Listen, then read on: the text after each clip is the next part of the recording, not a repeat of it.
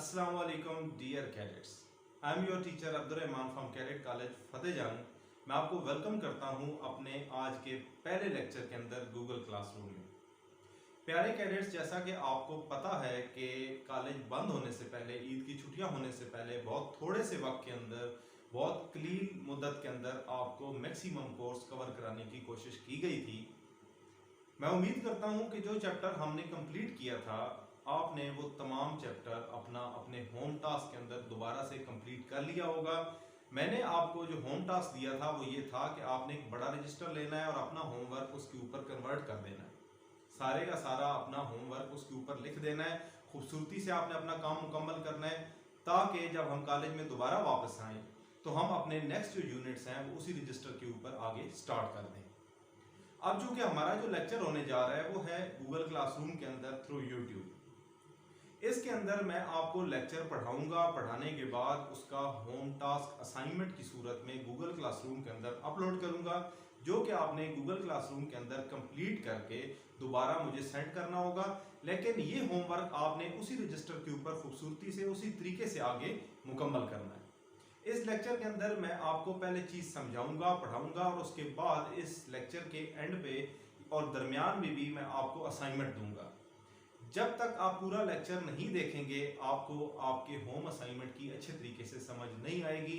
ये home assignment आपके लिए बहुत ही इंपॉर्टेंट होती है। आपका ये जो होमवर्क है ये इस लिहाज से भी इम्पॉर्टेंट है कि आप जब आएंगे तो इस काम को चेक किया जाएगा और इसके आपको नंबर दिए जाएंगे। इसलिए आप अपना होमवर्क खूबसूरती से कंप्लीट करें और जो आपको टास्क जिस तरीके से दिया जाए आप उसको फिल फॉर मुकम्मल करें।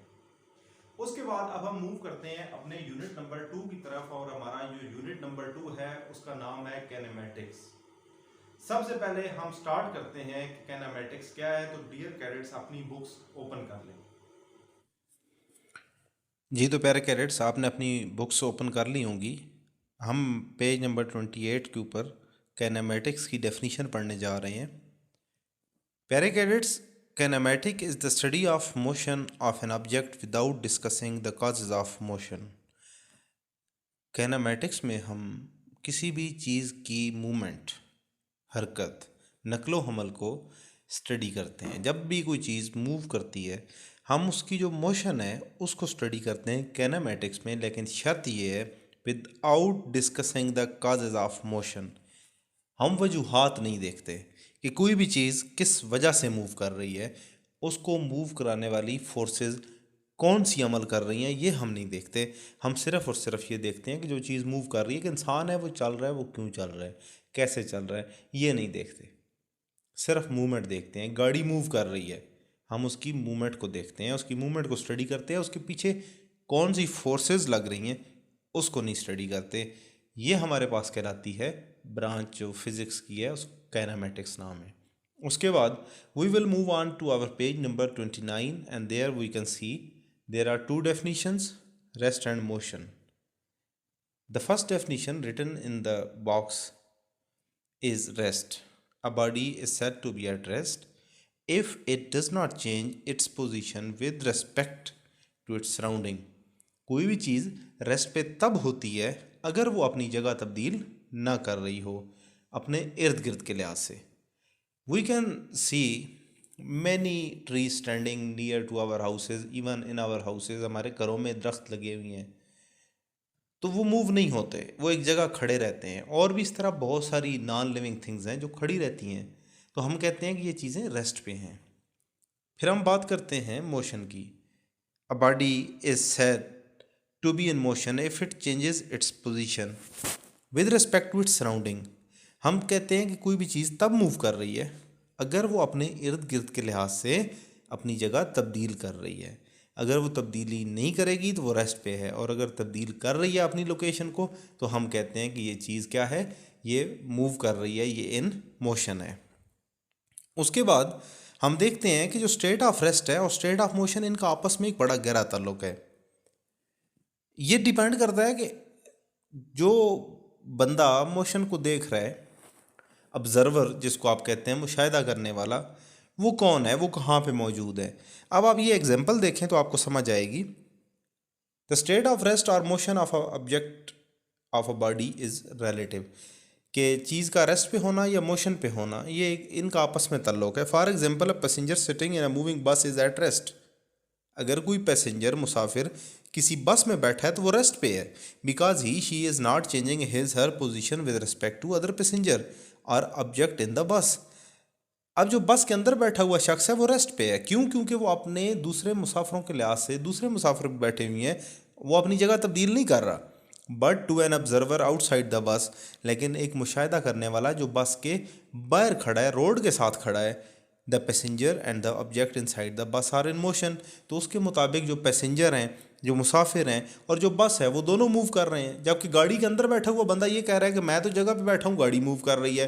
गाड़ी के बाहर खड़ा जो मुशाहिदा करने वाला आदमी है वो ये कह रहा है कि गाड़ी भी मूव कर रही है और इसके अंदर बैठे हुए इंसान भी मूव कर रहे हैं। तो इस तरह रेस्ट और मोशन का आपस में ताल्लुक है। अब इसका क्वेश्चन मैं फिर आपको एंड पे बताऊंगा कि आपने किस तरीके से इसको सॉल्व करना है। उसके बाद हम आगे चलते हैं तो हमारे पास आ जाता है types of motion. There are 3 types of motion, हमारे पास 3 बेसिक टाइप्स हैं। फर्स्ट ऑफ ऑल, पहली जो है हमारे पास translatory motion, the second one is rotatory motion and the third one is vibratory motion. हमारे पास 3 टाइप्स हैं। First of all we will study translatory motion. अब ट्रांसलेटरी मोशन की भी हमने डेफिनेशन स्टडी करनी है और साथ एग्जांपल देखेंगे। First of all we will move to the box portion of this page. इसमें आप देखें तो ट्रांसलेटरी मोशन की भी जो डेफिनेशन है वो बॉक्स के अंदर लिखी हुई है। इन translational motion a body moves along a line without any rotation. Translational motion में बॉडी एक लाइन पे, एक सीधी लाइन में मूव करती है। अब वो लाइन सीधी भी हो सकती है, वो कर्व भी हो सकती है, लेकिन एक लाइन, द लाइन में भी स्ट्रेट और कर्व्ड, वो लाइन स्ट्रेट सीधी भी हो सकती है, कर्व भी हो सकती है। मिसाल के तौर पे आप एक झूला देख रहे हैं साइड पे डायग्राम में, जिसे फेरस व्हील बोलते हैं। इस पे आप बैठे हुए हैं तो आप एक गोल चक्कर काट रहे हैं। ये गोल चक्कर एक लाइन में होता है, आप उसी लाइन पे ही हर चक्कर काटते हैं। ये नहीं होता कि कभी आप करीब आ जाएं, कभी आप अपने एक्सेस से दूर चले जाएं सेंटर पॉइंट से, तो या फिर आप बिल्कुल सीधा सफ़र कर रहे हो या आप गोल चक्कर काट रहे हो। ये दोनों मोशन कहलाती हैं ट्रांसलेटरी मोशन। अब चूंकि ट्रांसलेटरी मोशन के आगे 3 फर्दर टाइप्स हैं जो कि पेज नंबर 30 पे है। सबसे पहली टाइप है हमारे पास linear motion. Straight line motion of a body is known as linear motion. नाम से जाहिर है, लीनियर वर्ड निकला है लाइन से। जब भी कोई चीज़ सीधी लाइन में सफ़र कर रही हो तो वो कहलाती है आपके पास लीनियर मोशन। एक गाड़ी सीधे रास्ते में सफ़र कर रही है तो लीनियर मोशन। हवाई जहाज़ सीधा उड़ता हुआ जा रहा है तो लीनियर मोशन। कोई चीज़ आप ऊपर से नीचे गिराते हैं वो बिल्कुल सीधा नीचे आती है तो लीनियर मोशन। ये सारी एग्जांपल आपके पास लीनियर मोशन की है। उसके बाद आप आगे चलते हैं तो आपके पास आ जाती है सर्कुलर मोशन। नाम से जाहिर है ये वो आपके पास मोशन होगी जिसमें चीज़ कोई भी सर्कल में मूव करे। The motion of an object in a circular path is known as circular motion. जब भी कोई चीज़ किसी सर्कल में, किसी दायरे में मूव करती है तो ऐसी हरकत को आप सर्कुलर मोशन कहलाते हैं। अभी आप एक स्टोन लें, उसे एक रस्सी के साथ बांधें और उसे पकड़ के घुमाएं तो वो जो स्टोन की मोशन होगी वो सर्कुलर होगी।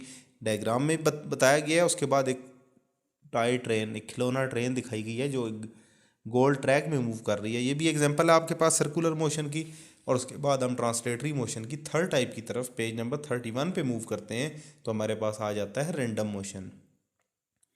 प्यारे कैडेट्स, द डिसऑर्डर्ड और irregular motion of an object is called random motion.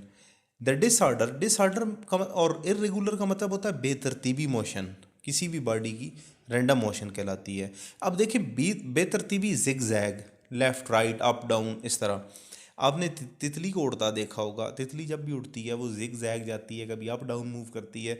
उसकी जो मोशन होती है वो इरेगुलर होती है। और अगर बुक की आप एग्जांपल की बात करें, random motion of gas molecule is called Brownian motion. ये जो रैंडम मोशन का मतलब बेतरतीबी इरेगुलर मोशन गैस मॉलिक्यूल्स करते हैं, कभी left right up down move करते हैं, ये आपके पास रैंडम मोशन कहलाती है। Now we will move on to our second type, that is rotatory motion.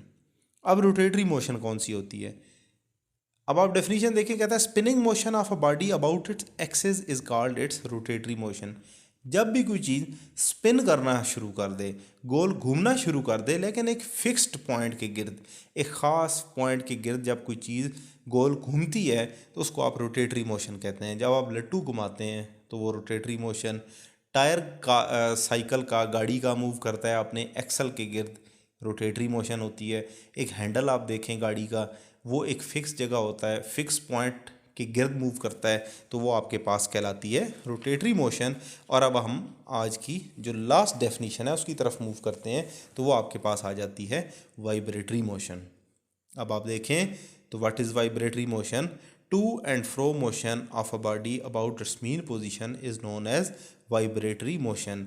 To and fro का मतलब होता है इर्द गिर्द, एक ख़ास पॉइंट के इर्द गिर्द जो मोशन होती है, लेफ़्ट राइट जो मोशन होती है, मीन पोजीशन जिसको कहते हैं। ये मीन पोजीशन वो फिक्स पॉइंट होता है जिसके इर्द गिर्द चीज़ मूव कर रही हो, इसको आप कहते हैं वाइब्रेटरी मोशन।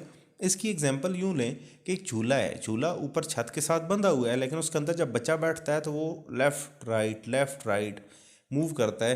तो जो मीन पोजीशन है ये वो जगह होती है जहाँ से झूला बंधा हुआ है, और जो उसके इर्द गिर्द मोशन हो रही है, जो बच्चा झूला दे रहा है, वो आपका टू एंड फ्रो मोशन। फिर आप वॉल क्लॉक देखते हैं, वॉल क्लॉक कुछ ऐसी होती हैं जिनके अंदर एक पेंडुलम लटक रहा होता है। पेंडुलम जिस जगह से लटक रहा होता है उसको हम पॉइंट को कहते हैं मीन पोजीशन, और मीन पोजीशन के वो इर्द गिर्द मूव कर रहा होता है, तो वो आपके पास जो है वो टू एंड फ्रो मोशन होती है, और ऐसी मोशन को हम कहते हैं वाइब्रेटरी मोशन। प्यारे स्टूडेंट्स, ये था हमारा आज का टॉपिक जिसके अंदर हमने रेस्ट और मोशन को स्टडी किया, और उसके साथ साथ हमने टाइप्स ऑफ मोशन को स्टडी किया। अब मैं आपको अगले पोर्शन में बताता हूँ कि आपने किस तरीके से इससे रिलेटेड क्वेश्चन अपनी कॉपीज़ के अंदर, अपने रजिस्टर के अंदर लिखने हैं। कॉपीज़ के अंदर नहीं बल्कि रजिस्टर के अंदर लिखने हैं, जो कि आपको मैंने पहले बता के जैसे भेजा था। प्यारे कैडेट्स, ये था हमारा आज का लेक्चर। अब मैं आपको लेके चलता हूं कि आपने किस तरीके से अपने क्वेश्चन आंसर कंप्लीट करने हैं, जिसके लिए मैं आपको हेल्पिंग मटेरियल इसी वीडियो लेक्चर के अंदर दिखा दूंगा, और असाइनमेंट के अंदर मैं वही क्वेश्चन दूंगा जो मैं आपको यहाँ पे दिखाऊंगा, और आपने वही क्वेश्चन अच्छे तरीके से अपने रजिस्टर के ऊपर लिखने हैं। जब आप वापस आएंगे तो मैं आपका ये होमवर्क ज़रूर चेक करूँगा और फिर इसकी ग्रेडिंग करूँगा। चलते हैं अब अपनी असाइनमेंट की तरफ। ये तो प्यारे कैडेट्स, अब हम देखते हैं। तो सबसे पहले जो आपको क्वेश्चन मैं दिखा रहा हूँ वो है डिफाइन काइनेमेटिक्स। तो काइनेमेटिक्स जैसे आपको मैंने पढ़ाया उसी तरीके से आप देख सकते हैं कि आपके पास जो है वो काइनेमेटिक्स की डेफिनेशन इसी तरीके से आपने लिख देनी है अपनी कॉपीज़ के अंदर। दूसरा हमारा जो क्वेश्चन हमने पढ़ा था वो रेस्ट और मोशन था। रेस्ट और मोशन असल में अगर देखें तो एक्सरसाइज का ये क्वेश्चन नंबर 2.3 है, और 2.3 का पार्ट नंबर 1 है। तो इसका मतलब हमने एक्सरसाइज क्वेश्चन भी कवर कर लिया, और नोट्स के अंदर जो हमने बुक्स के अंदर भी पढ़ा वो भी कवर हो गया। तो रेस्ट और मोशन आप इस तरीके से अच्छा सा करके लिख देंगे। उसके बाद हमारे पास नेक्स्ट क्वेश्चन था कि रेस्ट और मोशन एक दूसरे के साथ इनका क्या ताल्लुक होता है। तो उसकी हमने एग्जांपल भी पढ़ी, बस वाली, और बस के अंदर बैठे हुए पैसेंजर और बाहर खड़ा हुआ ऑब्जर्वर। तो ये उसका आंसर है। उसने कहा था एग्जांपल दें, तो एग्जांपल साथ दी गई है। नेक्स्ट हमारे पास जो क्वेश्चन है ये लॉन्ग क्वेश्चन है। तो discuss different types of motion, तो ये हमने अभी तीनों टाइप्स पढ़ी। तो ये एक्सरसाइज का क्वेश्चन नंबर 2.2 बनता है इसके अंदर से। तो 2.2 के अंदर अगर देखें तो ट्रांसलेटरी मोशन की टाइप्स पूछी गई, तो हमने ट्रांसलेटरी भी पढ़ ली, रोटेटरी भी पढ़ ली, और वाइब्रेटरी भी पढ़ ली। विद एग्जांपल आपने ये सारी लिख लेनी है जिस तरीके से आपको नोट्स के अंदर मैंने दिखा दी है। तो ये था हमारा आज का काम। ये आपने अच्छे से अपने रजिस्टर्स के अंदर कंप्लीट करना है। या आप अच्छे से करेंगे, वापस आएंगे तो इसी होमवर्क के मुताबिक आपको मैं ग्रेड्स दूंगा, और ये ग्रेड आपके अगले टर्म के अंदर काउंट होंगे। तो हम आगे चलते हैं अब।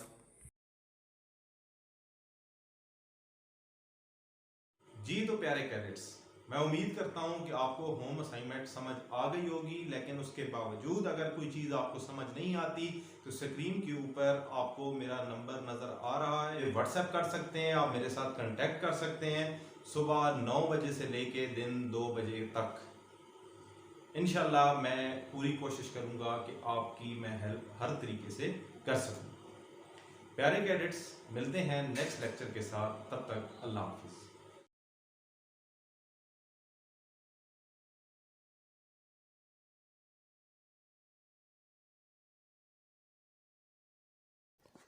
जी तो प्यारे स्टूडेंट्स, ये था हमारे पास हमारा आज का लेक्चर। उसके बाद ये अभी आपको मैं स्क्रीन पर दिखा रहा हूँ, ये हमारा हेल्पिंग मटेरियल है। ये वो हेल्पिंग मटेरियल है जो आपके काम आएगा जब आप यूनिट नंबर 2 के क्वेश्चन अपनी कॉपी पर लिखने स्टार्ट होंगे। तो हमारे पास ये डिफाइन कैनेमेटिक्स, दूसरा क्वेश्चन रेस्ट एंड मोशन। उसके बाद आपने एक काम जो करना है वो है third question, with the help of an example show that the rest और motion of a body is relative. ये क्वेश्चन होगा। उसके बाद हमारे पास एक लॉन्ग क्वेश्चन गिवन है, discuss different type of motion. इसमें ट्रांसलेटरी मोशन, उसकी टाइप्स, उसके बाद आपने रोटेटरी मोशन और वाइब्रेटरी मोशन, ये सारा क्वेश्चन अपनी कॉपीज़ के अंदर कम्प्लीटली लिखना है। तो ये मैं आपको ज़्यादा टाइम के लिए स्क्रीन पे इसी वजह से दिखा रहा हूँ कि जब मैं असाइनमेंट अपलोड करूँगा तो आपको वहाँ पे कोई दिक्कत ना हो, कोई प्रॉब्लम ना हो, आप यहाँ से हेल्प लेते हुए अपने नोट्स आसानी से कंप्लीट कर सकें।